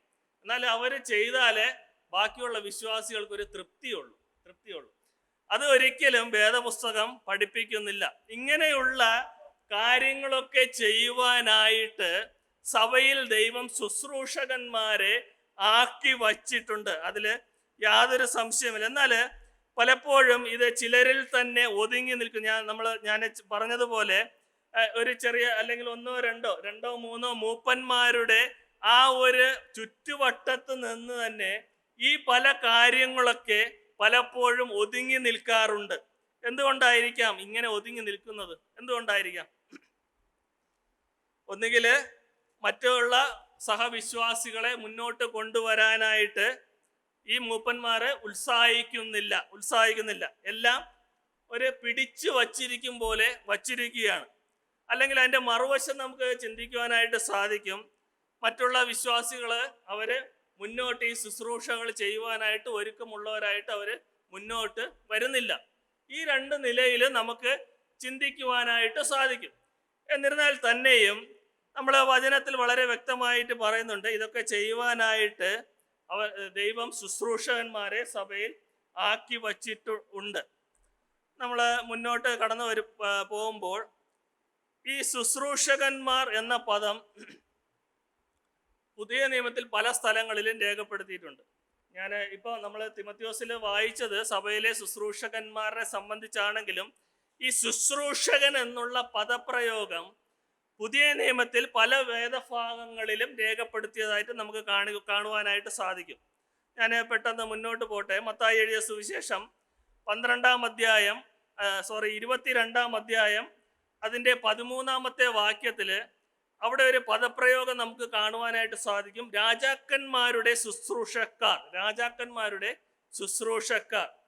അവിടെ നമ്മുടെ അതിൻ്റെ സാഹചര്യം നമുക്ക് അറിയാവുന്നതാണ്. യേശു കർത്താവിൻ്റെ ഉപമയെക്കുറിച്ചാണ് ആ 22 അധ്യായം 1 മുതൽ 13, 14, 15 വരെയുള്ള വേദഭാഗങ്ങളിൽ അവിടെ പറഞ്ഞിരിക്കുന്നത്. സ്വർഗരാജ്യം തൻ്റെ പുത്രന് വേണ്ടി കല്യാണ സദ്യ കഴിച്ച ഒരു രാജാവിനോട് സദൃശ്യം. അപ്പോൾ ആ ഉപമയിൽ കുറിച്ച് പറയുമ്പോൾ അതിൻ്റെ ഇടയ്ക്ക് പറയുന്ന കാര്യമാണ് രാജാക്കന്മാരുടെ ശുശ്രൂഷക്കാർ എന്നുള്ള ഒരു പദപ്രയോഗം നമുക്ക് അവിടെ കാണുവാൻ സാധിക്കും. കൂടാതെ തന്നെ യോഹന്നാൻ എഴുതിയ സുവിശേഷം 2 അധ്യായം അതിൻ്റെ 5-9 വാക്യങ്ങളിൽ വേറൊരു ശുശ്രൂഷക്കാരെ കുറിച്ച് അവിടെ കാണുവാൻ സാധിക്കും. അതായത് വിരുന്നുകളിലെ ശുശ്രൂഷക്കാർ. ആ സാഹചര്യം നമുക്ക് അറിയാവുന്നതാണ്. കാനാവിലെ കല്യാണത്തിന് യേശു കർത്താവ് പച്ചവെള്ളത്തെ വീഞ്ഞാക്കിയപ്പോൾ അവിടെ വീഞ്ഞ് തീർന്നു പോയി. അപ്പോൾ മറിയ അവിടെയുള്ള ശുശ്രൂഷക്കാരോട് പറയുന്ന വാക്കുകളാണ്, അതിനോടനുബന്ധിച്ചാണ് അവിടെ പറയുന്നത്. അവിടെ പറയുന്നുണ്ട്, അവൻ എന്തെങ്കിലും കൽപ്പിച്ചാൽ അത് ചെയ്യുവിനെന്ന് പറഞ്ഞു. അത് അവിടെയുള്ള ശുശ്രൂഷക്കാരോട് പറയുന്നതാണ്. വിരുന്നുകളിലെ ശുശ്രൂഷക്കാർ അവിടെ ഉണ്ടായിരുന്നു. അവിടെ വീഞ്ഞ് തീർന്നു പോയപ്പോൾ ആ ശുശ്രൂഷക്കാര് ദൈവം യേശു കർത്താവ് കൽപ്പിച്ചതിന് പ്രകാരം അവിടെ വിരുന്ന് അല്ലെങ്കിൽ വീഞ്ഞ് ഒരുക്കിയതായിട്ട് നമുക്ക് കാണുവാനായിട്ട് സാധിക്കും. നമുക്ക് പലപ്പോഴും ഈ വിരുന്നുകളിലെ ശുശ്രൂഷക്കാർ ആകാൻ നമുക്ക് സാധിച്ചിട്ടുണ്ടോ? നമുക്ക് പലപ്പോഴും നമ്മുടെ ഇടയിലൊക്കെ വിരുന്നുകളൊക്കെ നടക്കാറുണ്ട് അല്ലേ? വിവാഹം ആയിക്കോട്ടെ, ഇങ്ങനെയുള്ള സന്തോഷ അവസരങ്ങളിലൊക്കെ, അല്ലെങ്കിൽ നമ്മുടെ സഭയെ സംബന്ധിച്ച് തന്നെ മാസത്തിൻ്റെ ആദ്യത്തെ ആഴ്ച നമുക്ക് ഫുഡൊക്കെ ഇവിടെ ക്രമീകരിക്കുന്നുണ്ട്. അപ്പോൾ അതിലൊക്കെ ഇങ്ങനെയുള്ള വിരുന്ന് എന്ന് പറയാൻ വിവാഹം, അതിനോട് അനുബന്ധിച്ച് തന്നെ നമുക്ക് ചിന്തിക്കാം.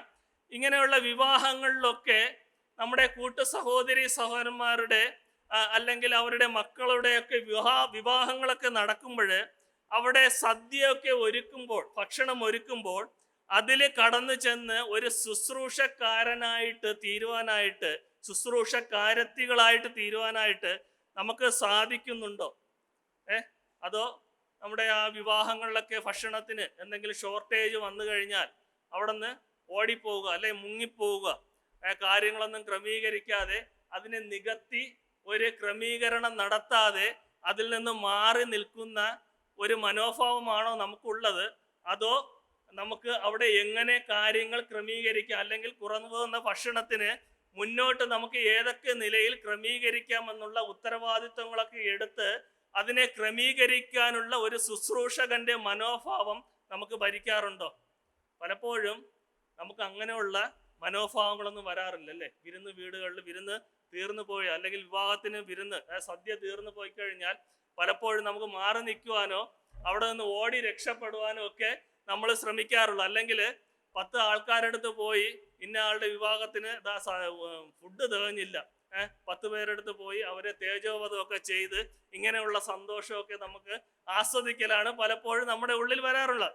എന്നാൽ ശുശ്രൂഷകൻ സഭയിലായിരിക്കുമ്പോൾ തന്നെ അവന് പുറത്തുള്ള കാര്യങ്ങൾ അല്ലെങ്കിൽ സഭയോടനുബന്ധിച്ചുള്ള ഇങ്ങനെയുള്ള കാര്യങ്ങളൊക്കെ വരുമ്പോൾ അവിടെ നിൽക്കുവാനും കാര്യങ്ങളൊക്കെ നിയന്ത്രിക്കുവാനുമുള്ള എല്ലാ ഉത്തരവാദിത്വങ്ങളും ദൈവം ആഗ്രഹിക്കുന്നുണ്ട്. അതിൽ നിന്ന് ഒഴിഞ്ഞു മാറുവാനായിട്ട് ദൈവം ആഗ്രഹിക്കുന്നില്ല. നമ്മുടെ സഭയോടുള്ള ബന്ധത്തിൽ തന്നെ ചിന്തിച്ചു കഴിഞ്ഞാൽ ഇങ്ങനെയുള്ള അനേക ഭക്ഷണങ്ങൾ കൊടുക്കുന്ന കാര്യങ്ങളൊക്കെ നമ്മുടെ മുന്നിൽ വരാറുണ്ടല്ലേ?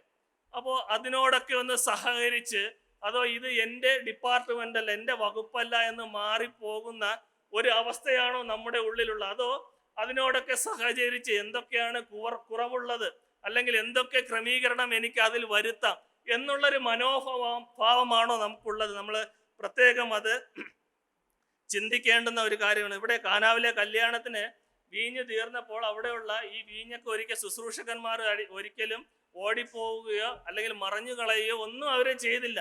അവര് അവിടെ വെയിറ്റ് ചെയ്യുകയാണ്, ഇനി എന്ത് നമുക്ക് ചെയ്യുവാനായിട്ട് സാധിക്കും. അവരവിടെ നിൽക്കുകയാണ്. അപ്പോഴാണ് അവിടെ യേശു കർത്താവ് അത്ഭുതം പ്രവർത്തിച്ചതായിട്ട് നമുക്ക് കാണുവാൻ സാധിക്കും. പ്രിയമുള്ളവരെ, ഒരു കാര്യം കൂടി ഇതിനോടുള്ള ബന്ധത്തിൽ പറയട്ടെ. നമ്മൾക്ക് ഇങ്ങനെയുള്ള കാര്യങ്ങളൊക്കെ വരുമ്പോൾ, ചില ഷോർട്ടേജുകളൊക്കെ വരുമ്പോൾ, ഇനി എന്ത് ചെയ്യണമെന്നുള്ള ഒരു ഭാരം നമ്മുടെ ഉള്ളിൽ വരുമ്പോൾ മറ്റു ക്രമീകരണം ആര് ചെയ്തു തരും? കർത്താവ് ചെയ്തു തരും. അതിൽ യാതൊരു സംശയമില്ല. അല്ലാതെ നമ്മൾ ചിന്തിക്കാതെ അതിൽ നിന്നും പുറകോട്ട് എങ്ങനെയെങ്കിലും ഇവിടെ നിന്ന് രക്ഷപ്പെടാം എന്നുള്ളൊരു മനോഭാവമാണെങ്കിൽ പ്രിയമുള്ളവർ, അത് ദൈവം ആഗ്രഹിക്കുന്ന ഒരു കാര്യമേ അല്ല. ഞാൻ മുന്നോട്ട് പോട്ടെ. റോമർക്ക് എഴുതിയ ലേഖനം 13-ാമത്തെ അധ്യായം അതിൻ്റെ 4-ാമത്തെ വാക്യത്തിൽ അവിടെ ഒരു ശുശ്രൂഷക്കാരെ കുറിച്ച് പറയുന്നുണ്ട്. ഭരണകൂടത്തിൻ്റെ ഉദ്യോഗസ്ഥന്മാർ അല്ലെങ്കിൽ ശുശ്രൂഷകന്മാർ എന്നുള്ള ഒരു പദപ്രയോഗം അവിടെ കാണുന്നുണ്ട്. റോമർക്ക് എഴുതിയ ലേഖനം 13-ാം അധ്യായം 4-ാമത്തെ വാക്യം. അത് ശ്രേഷ്ഠ അധികാരികൾക്ക് കീഴടങ്ങിയിരിക്കുക എന്നതിനോടുള്ള ബന്ധത്തിൽ പറയുന്ന വാക്കുകളാണ്. അവിടെ ഭരണകൂടത്തിൻ്റെ ഉദ്യോഗസ്ഥന്മാർ അവരെ ശുശ്രൂഷകന്മാരായിട്ടിരിക്കുന്ന ആ വാക്യം ഇങ്ങനെ വായിക്കുന്നത്: നിന്റെ നന്മയ്ക്കായിട്ടല്ലോ അവർ ദൈവ ശുശ്രൂഷക്കാരനായിരിക്കുന്നത്. നീ തിന്മ ചെയ്താലോ ഭയപ്പെടുക, വെറുതെ അല്ല അവൻ വാൾ വഹിക്കുന്നത്, അവൻ ദോഷം പ്രവർത്തിക്കുന്നവൻ്റെ ശിക്ഷയ്ക്കായി പ്രതികാരിയായ ദൈവ ശുശ്രൂഷക്കാരൻ തന്നെ. അപ്പോഴവിടെ ശ്രേഷ്ഠ അധികാരികളെ കീഴടങ്ങിയിരിക്കുന്നവർ ആയിരിക്കണം ദൈവമക്കൾ. അങ്ങനെയുള്ള ഒരു ശുശ്രൂഷക്കാർ, അല്ലെങ്കിൽ നമ്മളെ ഏൽപ്പിച്ചിരിക്കുന്ന ഉത്തരവാദിത്തങ്ങൾ, അത് ഓഫീസിലായാലും സഭയിലായാലും കുടുംബത്തിലായാലും, അത് വിശ്വസ്തയോടെ ചെയ്യുന്നവർ ആയിരിക്കണം യഥാർത്ഥ ശുശ്രൂഷകന്മാർ. നമ്മൾ ഈ ശ്രേഷ്ഠ അധികാരികളോടുള്ള ബന്ധത്തിൽ, നമ്മൾ ജോലിയോടുള്ള ബന്ധത്തിലൊക്കെ ആയിരിക്കുമ്പോൾ നമ്മൾ ചെയ്യുന്ന ആ ഗവൺമെന്റിന് വേണ്ടിയുള്ള ആ കർത്തവ്യങ്ങൾ അത് എക്കാലത്തും ഓർമ്മിക്കപ്പെട്ടത് തന്നെ ആയിരിക്കും. എന്നാൽ വിശ്വസ്തരായിട്ട് ആ ശുശ്രൂഷ അല്ലെങ്കിൽ എന്നെ ഏൽപ്പിച്ചിരിക്കുന്ന ഉത്തരവാദിത്വങ്ങൾ എൻ്റെ ജോലി സംബന്ധമായിട്ട് ഞാൻ ചെയ്യുകയാണെങ്കിൽ അത് എക്കാലത്തും അത് ഓർമ്മിക്കുക തന്നെ ചെയ്യും. അതിൽ യാതൊരു സംശയമില്ല. ഞാൻ ഇതൊക്കെ വായിച്ചപ്പോൾ പെട്ടെന്ന് എൻ്റെ ഉള്ളിൽ വന്ന വേറെ ഒരു കാര്യം എന്ന് പറയുന്നത്, എൻ്റെ ഓഫീസ് ഈ ദിവസങ്ങളിലൊക്കെ ഷിഫ്റ്റ് ചെയ്തു. അതായത് തമ്പാനൂർ ആ സൈഡിൽ നിന്ന് വെള്ളയമ്പലം ഭാഗത്തോട്ട് ഷിഫ്റ്റ് ചെയ്തു. ഏകദേശം 25 വർഷത്തോളം, 24-25 വർഷത്തോളം ഒരു സ്ഥലത്തായിരുന്നു ജോലി ചെയ്തുകൊണ്ടിരുന്നത്. അപ്പോൾ ഗവൺമെൻറ്റിൻ്റെ കാര്യങ്ങളായതുകൊണ്ട് ഈ 25 വർഷത്തിൻ്റെ ഫയലുകൾ യാതൊന്നും കളഞ്ഞിട്ടില്ല. അവിടെ ഒരു റെക്കോർഡ് റൂം എന്ന് പറഞ്ഞിട്ട് ഒരു റൂമുണ്ട്. അവിടെ കൊണ്ട് എല്ലാം വാരി അങ്ങ് അടുക്കിയിരിക്കുക, അല്ലെങ്കിൽ പല സ്ഥലങ്ങളിൽ ഒതുക്കി വാരി കെട്ടിയൊക്കെ വച്ചിരിക്കുക. അപ്പോൾ ഇതിൽ ഒന്നും കളയുവാനായിട്ട് സാധിക്കത്തില്ല. കാരണം ഇതൊക്കെ വിജിലൻസ് എൻക്വയറിയും അങ്ങനെയുള്ള ഓഡിറ്റുകളും അങ്ങനെയൊക്കെ വരുമ്പോൾ ഈ പഴയ ഫയലുകളൊക്കെ എടുത്ത് തട്ടിക്കുടഞ്ഞൊക്കെ എടുത്ത് അവർക്കൊക്കെ സമർപ്പിക്കേണ്ടുന്ന ആവശ്യകത ഉള്ളത് കൊണ്ട് ഇതൊന്നും കളയാറേ ഇല്ല, എല്ലാം സൂക്ഷിച്ചു വയ്ക്കണം. അപ്പോൾ അവിടെ 2000 അല്ലെങ്കിൽ 1999, 2000 ആ കാലയളവിൽ ജോലി ചെയ്യുന്നവരൊക്കെ ഇപ്പോഴും ഉണ്ട്. അപ്പോൾ ഈ ഷിഫ്റ്റ് ചെയ്യുന്ന സമയത്ത് ഒരു ഡയറക്ടർ, ഒരു സാർ ഇങ്ങനെ പറഞ്ഞു, ഇത് ഈ 2000-ലെ ഡോക്യുമെന്റ്സ് ഒന്നും ഇത് കളയാനേ പാടില്ല. മറ്റെന്ത് ഡോക്യുമെന്റ്സ് വേണം നിങ്ങൾ കളഞ്ഞു, പക്ഷേ ഈ 2000-ലെ ഈ ഡോക്യുമെന്റ്സ് ഒന്നും നിങ്ങൾ കളയാനായിട്ട് പാടില്ല. കാരണം ഇത് തുടങ്ങിയപ്പോൾ, ഞാനിത് പറയുമ്പോൾ ആരാണെന്ന് നിങ്ങൾക്ക് മനസ്സിലാവും, ഞാൻ ആ വ്യക്തിയുടെ പേരൊന്നും പറയുന്നില്ല. ഇത് ഇന്ന സാറ് ചെയ്ത ഫയൽ വർക്കുകളാണ് ഇവിടെ ഇരിക്കുന്നത്, അതിലൊരു പേപ്പർ പോലും നിങ്ങൾ നശിപ്പിക്കരുത്. നിങ്ങൾക്ക് മുന്നോട്ടൊരു ഭാവി, അല്ലെങ്കിൽ ഗവൺമെന്റിന്റെ ജോലി സംബന്ധമായിട്ട് എന്തെങ്കിലും ഭാവി ഉണ്ടെങ്കിൽ ഈ കടലാസുകളൊക്കെ നിങ്ങൾക്ക് പ്രയോജനമായിട്ട് വരും. അതുകൊണ്ട് ഇതിൽ ഒന്നുപോലും നഷ്ടപ്പെടാതിരിക്കണം, നഷ്ടപ്പെട്ടു പോകരുത്. ഇത് പ്രത്യേകമൊക്കെ നിങ്ങൾ കബോർഡിലാക്കി പാക്ക് ചെയ്ത് പുതിയ സ്ഥലത്ത് കൊണ്ടെത്തിക്കണം. മറ്റ് നിങ്ങൾ എന്ത് കളഞ്ഞു നശിപ്പിച്ചാലും കുഴപ്പമില്ല, 2006, 10, 15 വർഷത്തിലുള്ള മിസ്സായാലും കുഴപ്പമില്ല. പക്ഷേ ഈ ഒരു കാര്യത്തിലുള്ള കടലാസുകൾ നഷ്ടപ്പെടാനേ പാടില്ല.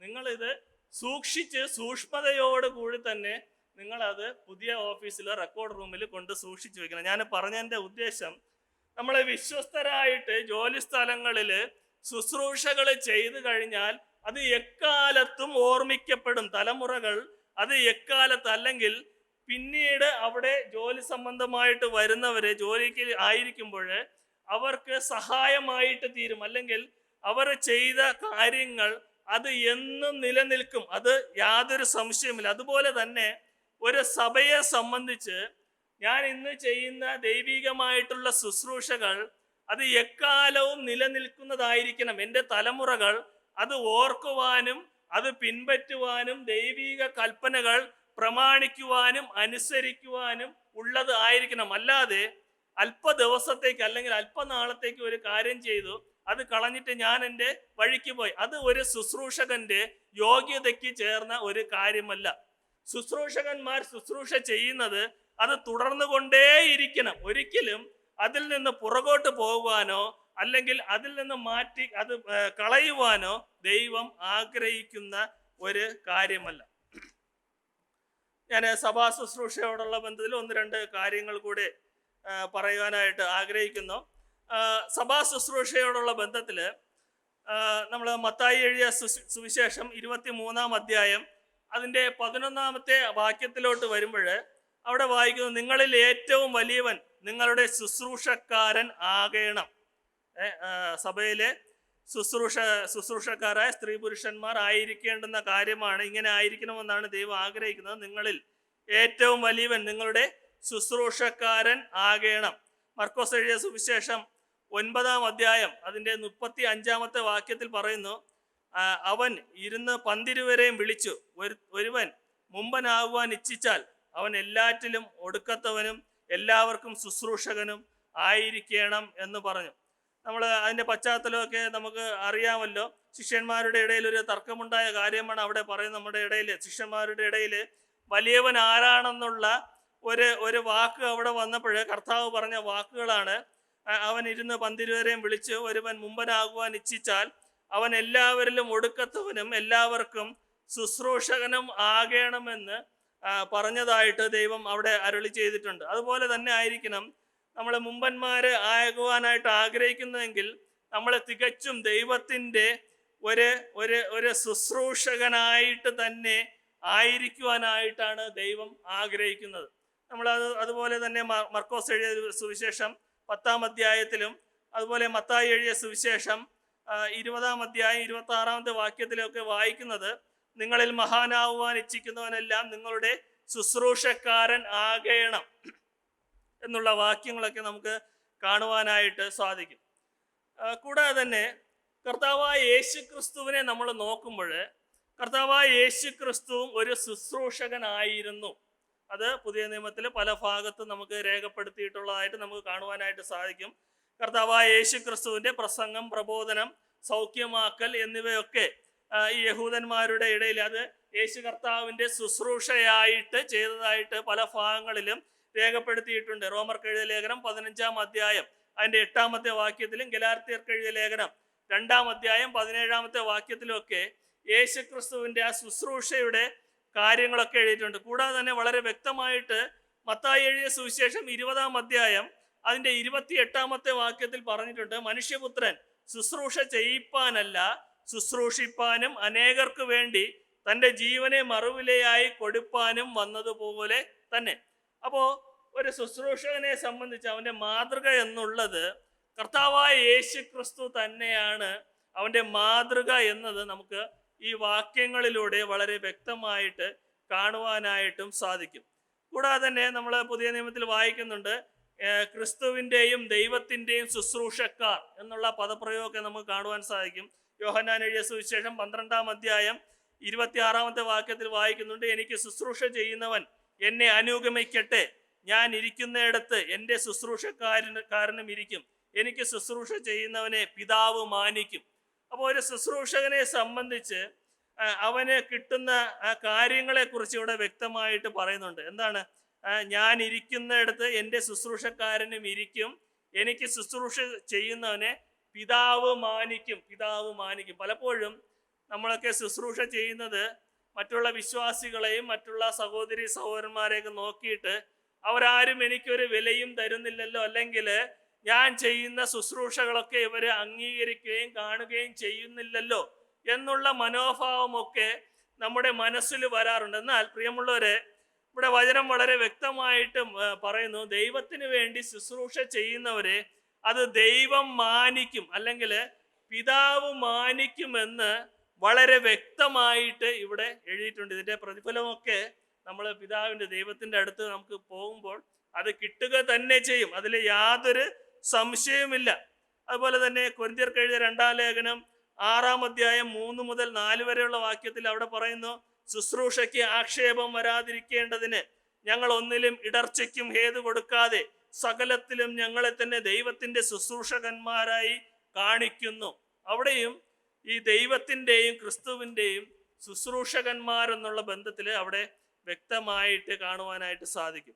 കൂടാതെ കൊരിന്ത്യർക്ക് എഴുതിയ 2-ാം ലേഖനം 11-ാം അധ്യായം 23-ാമത്തെ വാക്യത്തിൽ അവിടെ ഒരു പദപ്രയോഗം കാണുന്നുണ്ട്, ക്രിസ്തുവിൻ്റെ ശുശ്രൂഷക്കാരോ, ക്രിസ്തുവിൻ്റെ ശുശ്രൂഷക്കാരോ. കൂടാതെ തന്നെ കൊലോസ്യർക്ക് എഴുതിയ ലേഖനം 1-ാം അധ്യായം അതിൻ്റെ 7-ാമത്തെ വാക്യത്തിൽ പറയുന്നു, ക്രിസ്തുവിൻ്റെ വിശ്വസ്ത ശുശ്രൂഷകന്മാർ, ക്രിസ്തുവിൻ്റെ വിശ്വസ്ത ശുശ്രൂഷകന്മാർ. അതുപോലെ തന്നെ 1 തിമോഥെയോസ് 4:7 പറയുന്നു, ക്രിസ്തുയേശുവിൻ്റെ നല്ല ശുശ്രൂഷകന്മാർ. ഈ വാക്യങ്ങളൊക്കെ നിങ്ങൾ വായിച്ചിട്ടുണ്ടോ? വിശ്വസ്ത ശുശ്രൂഷകന്മാർ, നല്ല ശുശ്രൂഷകന്മാർ, ഇങ്ങനെയൊക്കെ ഉണ്ടോ? വിശ്വസ്ത ശുശ്രൂഷകന്മാർ, നല്ല ശുശ്രൂഷകന്മാർ, ഇങ്ങനെയുണ്ട്. വിശ്വസ്തത ഇല്ലാതെ ശുശ്രൂഷ ചെയ്യാം, നല്ല രീതിയിലുള്ള ശുശ്രൂഷയും ചെയ്യാം. അപ്പോൾ ഇവിടെ പറയുന്നത് ക്രിസ്തു യേശുവിനെ നമ്മൾ വിശ്വസ്തതയുള്ള നല്ല ശുശ്രൂഷകന്മാര് ആയിരിക്കണം. നല്ല ശുശ്രൂഷകന്മാർ അല്ലെങ്കിൽ വിശ്വസ്ത ശുശ്രൂഷകന്മാരെന്ന് പറയുന്നത് അവരെപ്പോഴും ശുശ്രൂഷ ചെയ്തുകൊണ്ടേയിരിക്കും. അല്ലെങ്കിൽ സഭ ഒരു ഉത്തരവാദിത്വം അല്ലെങ്കിൽ ഒരു ശുശ്രൂഷ ഒരു വ്യക്തിയെ, ഒരു സഹോദരനെ സഹോദരിയെ ഏൽപ്പിച്ചു കഴിഞ്ഞാൽ അത് തീരുന്നത് വരെയല്ല അവൻ്റെ ശുശ്രൂഷ എന്ന് പറയുന്നത്. അല്ലെങ്കിൽ ആ ഒരു ശുശ്രൂഷയിൽ മാത്രം ശ്രദ്ധ കേന്ദ്രീകരിച്ച് മുന്നോട്ട് പോകുക അല്ല ദൈവം ആഗ്രഹിക്കുന്ന ദൈവിക ശുശ്രൂഷ. അത് നമ്മൾ മനസ്സിലാക്കേണ്ടുന്ന ഒരു കാര്യമാണ്. ഒന്നിൽ തന്നെ ഒതുങ്ങി നിൽക്കുന്നത് ആയിരിക്കില്ല ഒരു സഹോദരൻ അല്ലെങ്കിൽ സഹോദരിയുടെ ശുശ്രൂഷ എന്ന് പറയുന്നത്.